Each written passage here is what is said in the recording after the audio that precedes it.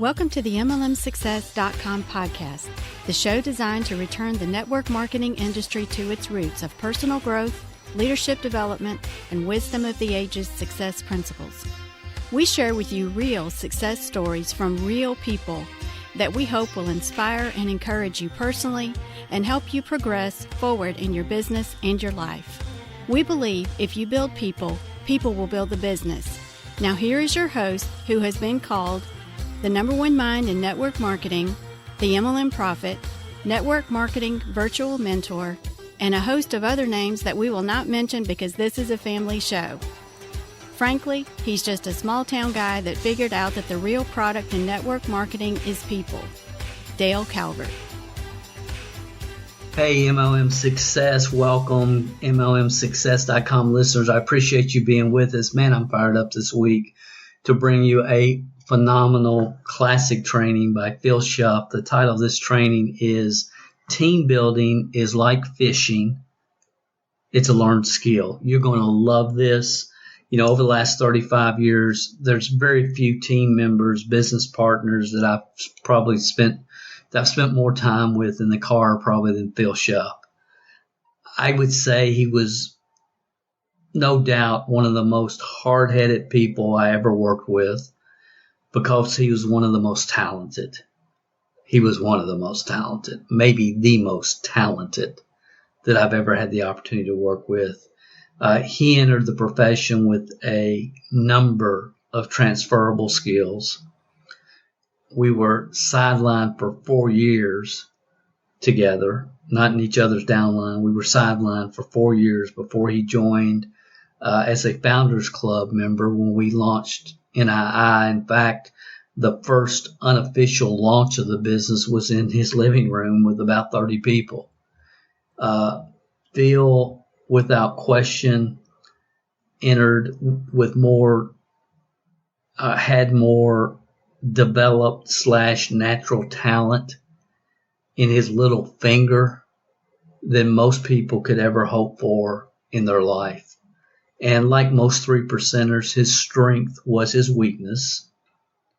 There's nobody on the planet that I figuratively beat over the head with a 2x4 more than Phil Shuff. He was always man enough to take it because he understood where I was coming from. We understood each other real well from where we were coming from, and there was always mutual respect. But we had many hours of deep talks about what it really takes to help people grow, learn, develop, internalize, and really become all that they can become in this profession to maximize their upside potential. I hope you guys enjoy this training. It was recorded over 20 years ago. Over 20 years ago. But the message is more needed in today's network marketing world than ever. Ladies and gentlemen, it's a pleasure, sincerely, to introduce to you this training. Team building is like fishing. It's a learned skill by my Odo friend, Mr. Phil Shuff.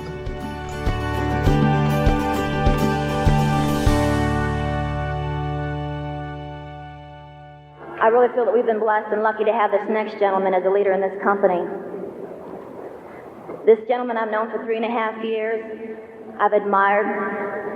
He's a great leader with this company. I've always said he was a perfectionist, even down to his clothes. One time I made the comment that I felt that sometimes he probably drove his car standing up because I've never seen a wrinkle in his suit. One night at a meeting in Louisville, Kenny Jeanette told us he was such a perfectionist that he starched his underwear. He corrected him quite quickly. He said he didn't starch his underwear. His wife did. This gentleman is the national director. He's an Eagle Award winner. He's a top 10 money earner. He's a great speaker. Ladies and gentlemen, help me welcome National Director from Louisville, Kentucky, Mr. Phil Shuff.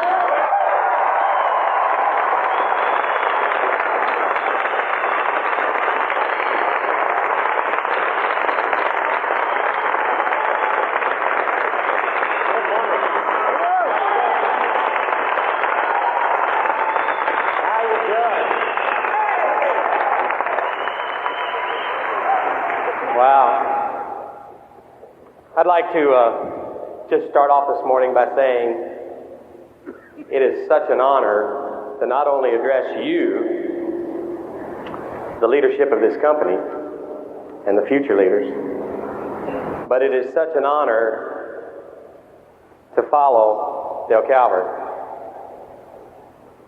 You know, I have a fairly extensive background as far as meeting what I call leaders throughout corporate America, throughout my prior experiences. But I must tell you that I have never, ever met anyone who speaks from so deep within his heart for us.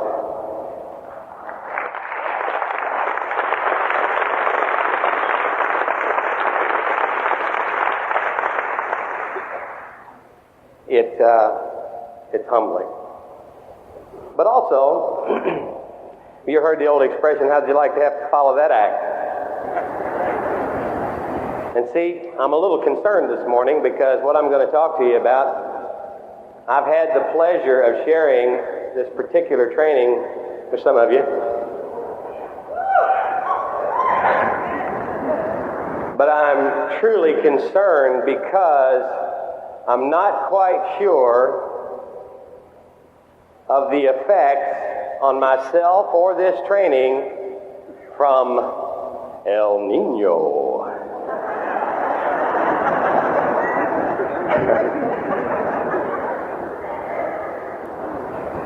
You know, in our lives, we all pursue things. We pursue things that we have to do. We pursue things that we want to do. Many of you still work for a living. You have a job, and you're responsible. So perhaps the things that you want to do, you're not able to do as often as you'd like to do them. Some of us have the opportunity to have more time to do the things we want to do because of what we do. Are you getting that? Yeah. Well, I'm here to tell you that you need in your life those hobbies. You need those things that you want to do. You can't get bogged down only in what you have to do. And if you are, you got to figure out a way to make that different for you and your family. You've got to. You know, there are people in your groups that couldn't be here today because of their jobs. They love New Image. They want what New Image can give to them.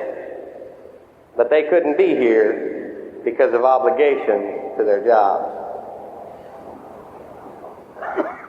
I'd just like to ask a question. I know that many of you come from wide, very diversified backgrounds, and you all like different things. I know I'm not the only one who pursues the things they enjoy. One of the beauties of this business is that it gives me the right to do what I like to do.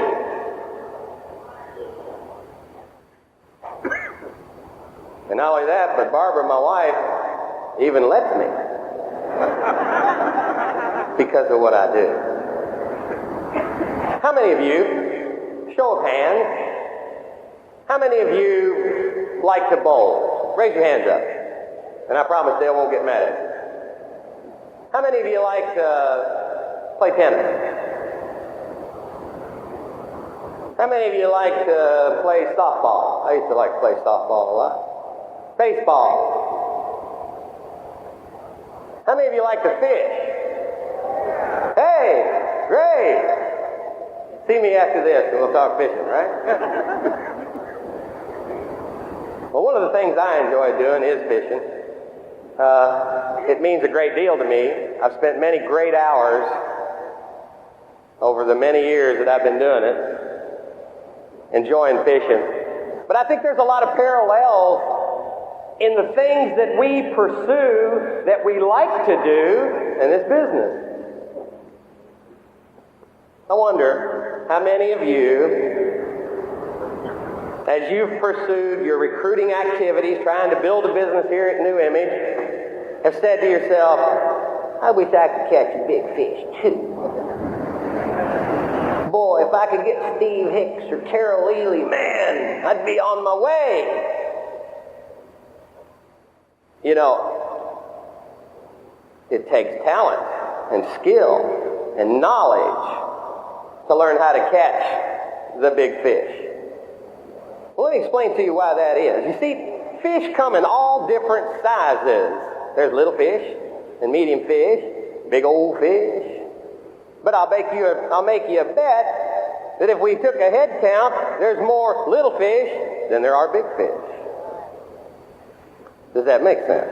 Yeah. You see, little fish are easy to catch.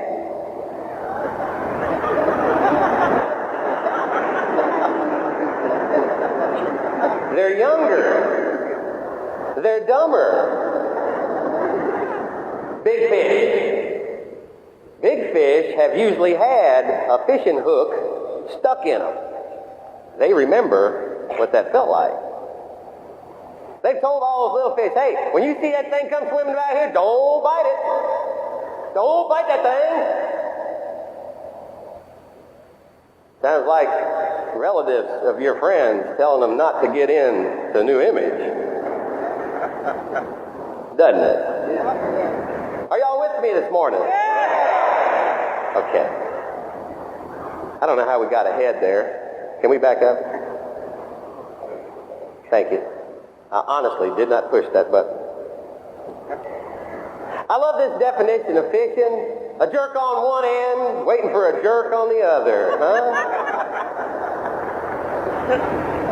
To some of you, you may be thinking that that's what fishing is all about. Well, you're still going to have to listen to this training, unless you got something else to do. But I want you to understand this, that all I want to do with you this morning is share a story. Can I share a story with you? Yeah. I said, can I share a story with you? Yeah. Should I do some of this? Yeah. My fishing goes way back. I can remember when I got my first fishing pole. I got it in a little package. It was a little bamboo pole. It had its own little floats in it and a little piece of string like this and a couple little gold hooks. And man, was I excited. The very first thing I did as soon as I got up the next morning was went and dug me some worms. I'd go fishing. And I ran down to the bottom of my street or the bottom of my hill, and there's this little old stagnant little pond creek that used to run through there. And I sat there most of the day fishing, and I caught nothing. You see, the reason why I didn't catch anything is even though I had the equipment and I was excited about what I was doing, I was uneducated. That's kind of where we start here, isn't it? On these friends of ours' property, you might be able to catch some fish, so I went there. And you know what? I did. I caught little fish because they were easier to catch. As I continued fishing, I kept on going. I loved it. I practiced it all the time. When I was about 13, my dad got involved in my life and started fishing with me. He got me my first rod and reel. Now, I'm going to tell you something. There's a lot of sophistication from going from a bamboo pole to a rod and reel. And you just push this button and throw it, and it just go right on. It was just too good. I loved it. I really did. He started talking to me about different kinds of baits. You know, that different baits work on different fish. And sometimes changing a bait makes it easier to catch the fish. It's kind of like playing more than one game in New Image. You got to learn how to do them all. Are you following me here? Yeah. Best time to go fishing. There's some times that are better to fish than others. It's kind of like maybe passing brochures out in the middle of a church service is not the best time.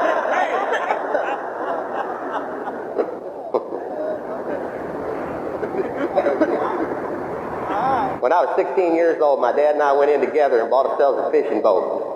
Now, we'd always had boats. As long as I can remember, we had boats. They were pleasure boats. Do you all know, though, that there's a big difference between a boat and a fishing boat? Right. Yeah. Boy, was I excited. I started fishing now with light tackle, a little spinning rod. And I became what I thought was a panfish specialist. Now, for our uneducated fishermen in here, what's a panfish? Well, a panfish is a fish about this big that fits in a pan when you cook it. Have you got that?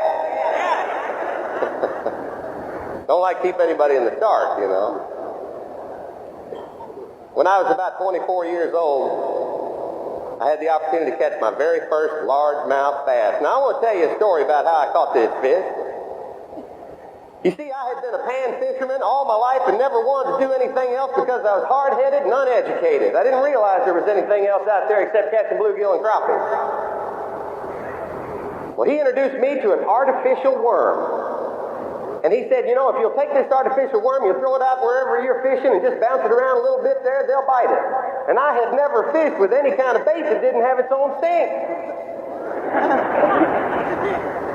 So I went out and I went pan fishing one morning, and all of a sudden I remembered about the time that I decided I was going to leave, I'm going to try that artificial worm. So I hooked that thing up and I flung it out there in the middle of that pond, and all of a sudden, bam! I got a strike. But I had remembered, don't set the hook. Let her take it. So I sat there on the edge of that pond and watched that worm swing around for about 30 minutes. My heart was pounding, but boy, when I decided to finally set that hook, I sat down on her, and man, was the race on. I'm here to tell you. It's a morning I'll never forget, because to be honest with you, at that point, I was hooked. You see, I had truly experienced the excitement of a fish that was big enough that when I pulled on it, it pulled back on me.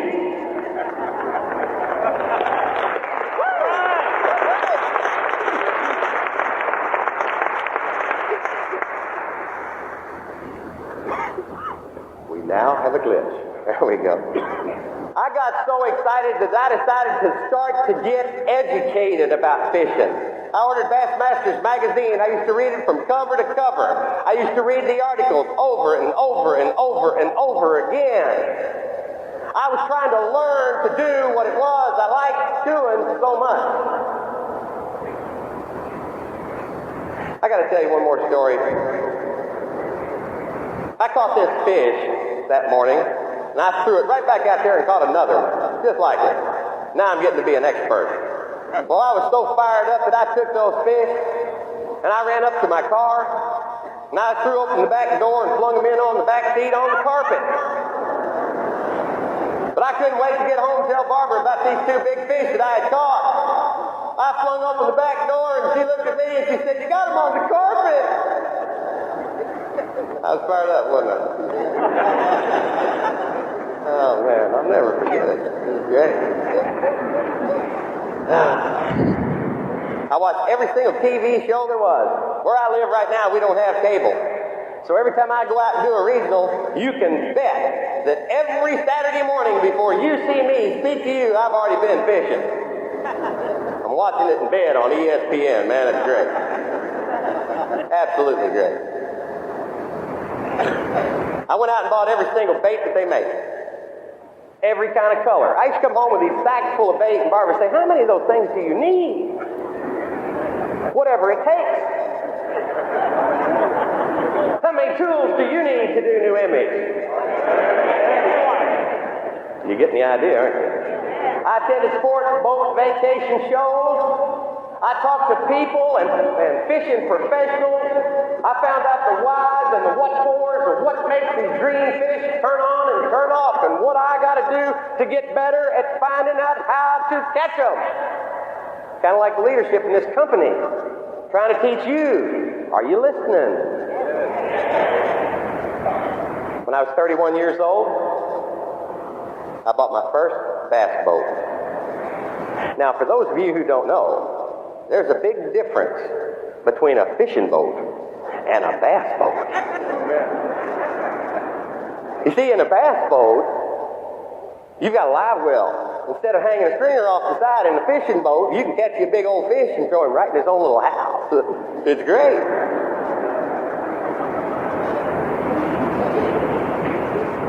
and I went fishing. The key to anything is doing it. I practiced as much as I possibly could. As a matter of fact, when I went fishing, I would go early and I would stay late, and I would come home and Barbara would say to me, "What do you do all day?" I was learning how to do it. But the key to the whole thing was, and this is interesting about bass fishing, you're going to have some success, but you're going to experience a whole lot more failure. Why would you want to ever do anything where you succeeded less than you failed? I could say that easier. Failed more than succeeded. Why would you want to do that? Because you believe in what you're doing. And you know if you keep doing it, you know it's going to eventually work. It's kind of like me in this business. You know, I got into a business prior to the new image business, and I worked it as hard as I could do it. I went full-time from day one. I had all the credentials. There was no reason why I shouldn't have been a success. Bottom line, it took me 4 years before I found a person by the name of Norma Clark, my very first leader. 4 years, not 4 months, like some of us think it should be. You have to earn your success. Bass tournament. My very first bass tournament. I never understood the purpose of a bass tournament. You see, I had come from being a panfish specialist into being a bass fisherman. I could go in the morning and I could stay as late as I want to. I didn't understand what the advantage was of putting up my own money and being told when I can go out and when I have to come back. Well, what happened was, one of my first tournaments, how I got in it, a real good friend of mine knew I caught a lot of big fish. So what he did was he signed us up and he said, "Hey, we're in." So I went. And I'll never forget that first morning. You talk about excitement, I was as high as you can possibly get. All the boats sitting in the harbor. And we're waiting for the starter to say, "Go." And he'd say, "Number 1," and they were gone. "Number 2," and they were gone. "Number 3," and they were gone. Now, we went out and spent 8 hours fishing with a whole lot of people who were looking for the same fish that we were looking for. That's different than fishing by yourself. You see, that's kind of like this business. There's a whole lot of people looking for those big fish. So when you get good enough, you have the opportunity to catch them. Are you following me this morning? Yeah! Good.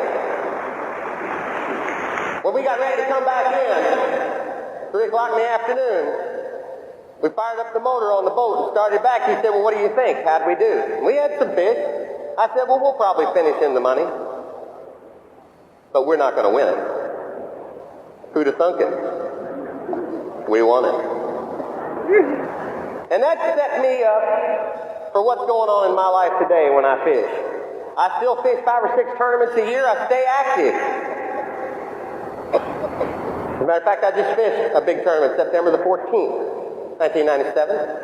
There's 143 boats in there. Now, you know, I just want you to understand that 95% of anything that you want is knowing what you want and being willing to go out and get it. It's just that simple.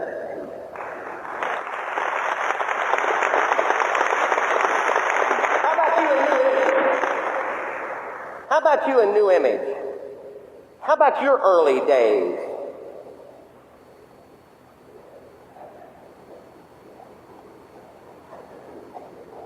I want you to think about these keys to this business. Your 20 reasons. Did you do your 20 reasons because your upline asked you to? Oh, I better do my 20 reasons. They want them. Or did you do your 20 reasons because it's what's driving you to do this business? Tape of the month. Dale covered tape of the month. You don't just listen to tape of the month. I have people in my downline who tell me when I ask them questions about tape of the month, what'd you think about that tape this month? Oh, that's a good one. When we get in the next one. It's not about reviewing tapes. It's about internalizing information that makes you better on your quest for the top of the mountain. ImageNet. Hey, that's where leadership's hanging around. If you're not on it, what's the problem? If you think that it costs $10 a month and you can't afford it, then you missed the point. Attending meetings. Attending meetings not to go out and show everybody that you're involved in a business. You attend meetings because you're bringing somebody with you week to week to week.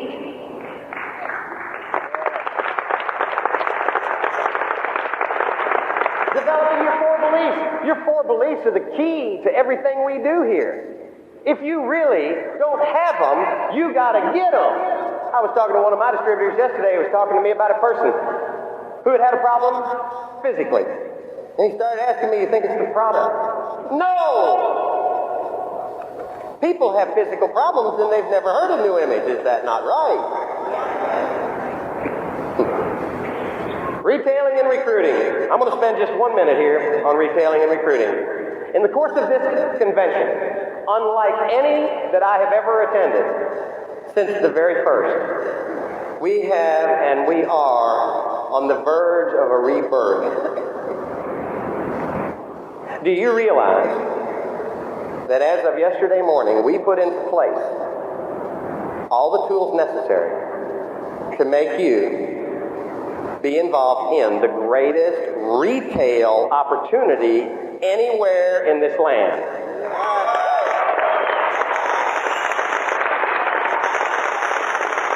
If you don't take the retail tools presented to you yesterday and share them with people that you know, you have no right to succeed here. You see, the only way you cannot succeed now with six-pack inners, with the weight management system, reorder potential, whatever it is, the only reason why your retail business is not going to grow is because of the fact you're sitting at home on your phone. Period. Right.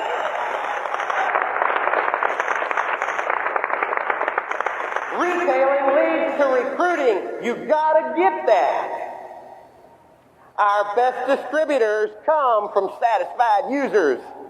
Think about you sitting out there right now. That's why you're here. Think about what you heard in the opportunity briefing last night. Powerful testimonies. Daily and weekly activities, well planned. I love it when people get surprised when someone says, could you sell me a bottle of that New Image Plus?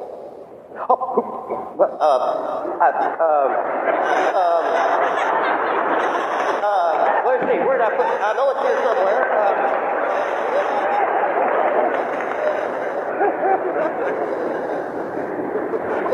Turn off your television set. Now listen, we have the top of the rock here today. And most of you have probably gone through the experience of understanding the need for divorcing a TV set, or whatever the diversion in your life happens to be. You probably understood the power of taking it out, and you probably did it. But here's what I know. Many of you have turned it back on, and you haven't got there yet. And you got to quit that. You got to go back to work here. See, something has to go when you add something in. And if you would just understand the power of what it's like to be successful in this business, you'd do it willingly. Trust me. It's worth it. Get back to the basics. You got to work towards leadership. Now, I want you to fully understand what that means. That simply means work towards developing yourself as a potential leader. You see, don't let it scare you to death when it hits you in the face that you've suddenly attracted some quality people and then not know what to do with them. Because you've not taken the time to develop yourself. Are you following me? Yeah. Okay. Your life is a sum total of everything that you've ever experienced to this point. So if you're not where you want to be at this point, don't hold yourself hostage to that. Just do something about it. Just work on getting better. It's all here for you. You need all-out massive action. You need to work on the plan of action. You see, I think if more people would understand how well laid out all of this is and how sequential it can be, if you'll simply just get in and start down the road, follow what your leadership is telling you to do, don't be hard-headed, you will get there. Why make it harder? I don't understand. Programming your mind for success. I had a distributor tell me a few months ago, Phil, I haven't done programming your mind for success yet. It takes 9 months. Yes, it's an exercise. But you know what? You've taken your entire life getting to where you are. What makes you think you got to get into this thing and you don't have to do some effort over a course of time to get better? It doesn't just happen because you're wearing a button.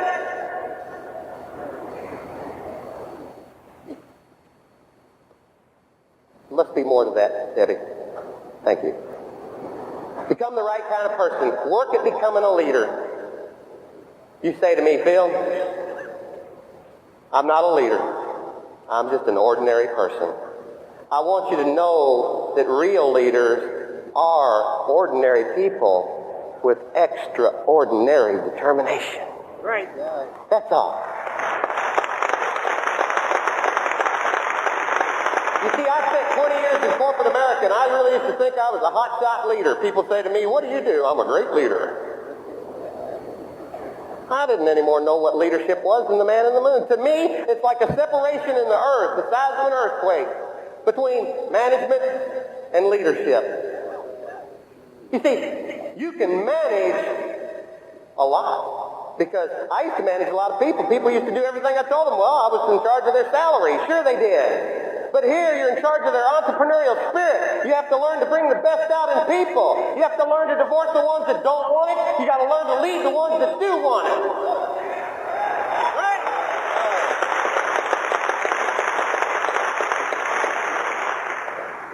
Learn to fish. Learn to fish. It takes time. You got to be willing to fail. But failing doesn't make you a failure. Giving up and refusing to try again is a failure.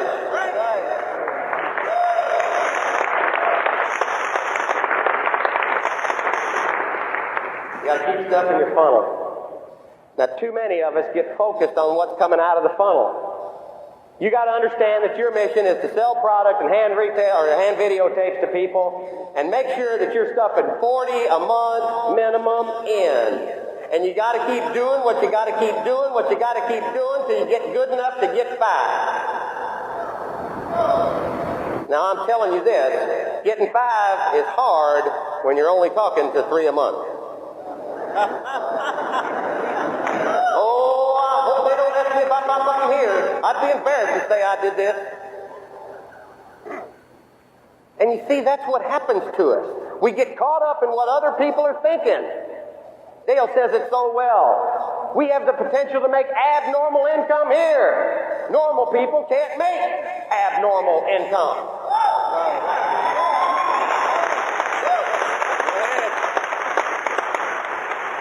What's the secret?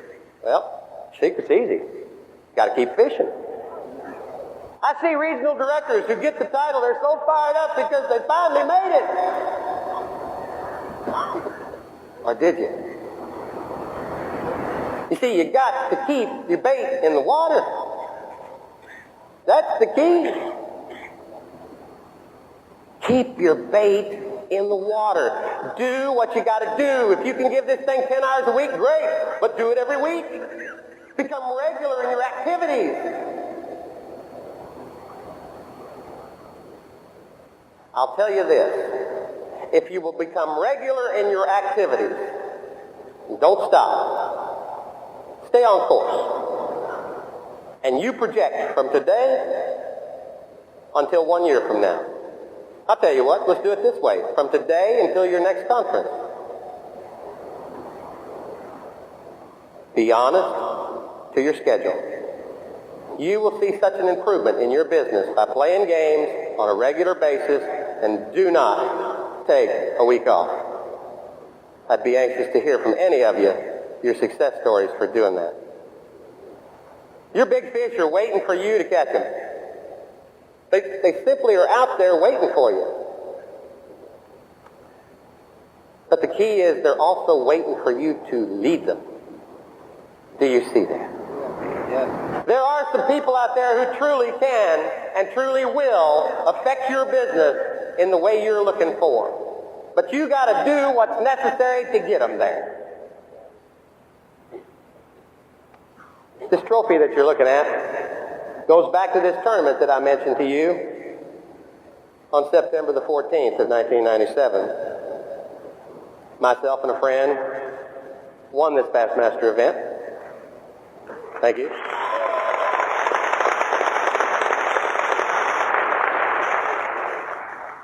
I thought it was kind of interesting, too, that we also earned $5,000 to go with it. I'd like to take you back to 8 years old and a bamboo pole. And now this birthday, I'll be 51 years old. I still practice it. I still love it. I still fish these tournaments every year, and I promise you, every one I fish in, I know for a fact that there's a possibility that I could win it. We have several trophies like this. This is not our only victory. But do you understand that the reason why we were in this position is because of all the effort and the education that we put into the sport? And do you understand that New Image is exactly the same thing? Do you understand, though, that you don't have to take your entire life to learn how to do it? This business is so fantastic. Do you realize there are people in this room like myself that 3.5 years ago were flat broke? To be able to turn your life around like that in such a short period of time, what an amazing thing, what a wonderful business we're involved in.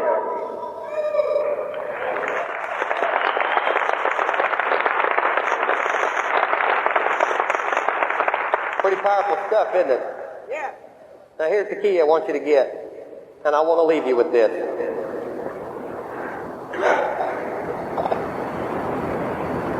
I've gotten to a point where when I speak to distributors, and I hear all the various reasons why they're having success or not having success, and all the basic problems are pretty fundamental. But there's one thing that all of us can do together to make it a whole lot easier on all of us. On One More Night with the Frogs, Dale says, look me in the eye and tell me New Image is too hard. I want to tell you something. I think that you need to realize that when New Image began, we had nothing. Today, we are as sophisticated as anyone that's out there. It's been laid out step by step by step by step. Any person can get in any part of this land. They don't necessarily have to have a meeting. It's better if they do, but they can literally get in and plug into what we're teaching. They can bring themselves from nothing in this business or not understanding how we do it to learning how to do it as well as any one of you sitting there. But it is a simple matter of getting in, keep fishing, keep your bait in the water, and don't ever quit. Thanks so much. I appreciate you guys.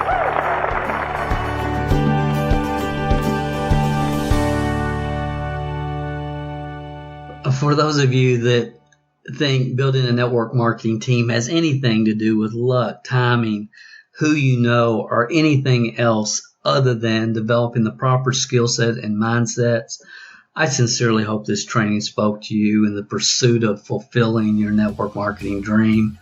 You cannot build it and maximize your potential with the skill sets and mindsets that you enter the profession with. There's nobody that I've ever met that had more transferable skills than Phil Shuff. And I hope Phil spoke to you. I hope you'll remember this session, share it with somebody that can benefit from it. And I'll talk to you again next week on another session of the MLMsuccess.com podcast. If you haven't gone over to iTunes yet and rated and left this podcast a review, what are you waiting for? At Calvert Marketing Group, we want to spend our time on the projects that we know are providing the most value for our clients and customers. You leaving us a review and feedback on iTunes is something that helps us more than you realize. And more importantly, it helps others like you find us. So if you've not taken the time to rate this podcast, please go over to iTunes and do that for us now. It will only take a couple of minutes out of your busy schedule. Work harder on yourself than you do on your business, and we will be back next week with another inspiring success story, wisdom of the ages training, or answers to your questions.